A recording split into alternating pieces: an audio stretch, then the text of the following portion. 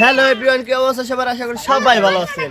তো আজকে নিয়েছি একটা সাপ। দেখো এই সাপটা কেমনে মরছে দেখেন। এই সাপটারে মারা হয় নাই, ঠিক আছে? এই সাপটারে কোনো মারা হয় নাই, কিছু করা হয় নাই, একটা লাঠির বাড়ি যা রেখে দেওয়া হয় না। এই সাপটা মরলো কেমনে সেটা আমরা এলাকার দর্শকের কাছ থেকে শুনবো।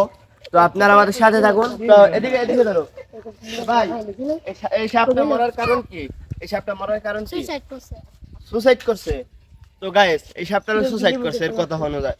তা আপনি অনুযায়ী কি এই সাপটা কেমন? একটা মায়ের ভালোবাসতো, মায়েরা চলে গেছে। গাইস, সাপও প্রেম করে, তার কারণে আত্মহত্যা করছে, কিছু করার নাই। তো গাইস, কেমনে কি বলছিল যে মানে কাশির বের ছিল যে মানে চলে গেছে, 2-4 বার গেছিল মরে গেছে। তো গাইস, বলেছিল মরে গেছে, এর অনুযায়ী হলো বলেছিল মরে গেছে। তা আপনার অনুযায়ী কি এটা? ভাই গাছে উঠছে, গাছের প্যানে প্রেম করবার যায় বেরোনিষ্ট করে পড়ে একবার সুজে মানে একদম ইন্তেকাল গাইস, করেছে। আগে জানতাম শুধু ছেলেরা এই কাজ করে, মেয়েরা এই কাজ করে, এনাদের এই সাপে এই কাজ করা শুরু হচ্ছে। তো দেখেন, ভালো করে দেখেন সাপটা কেমনে মরছে।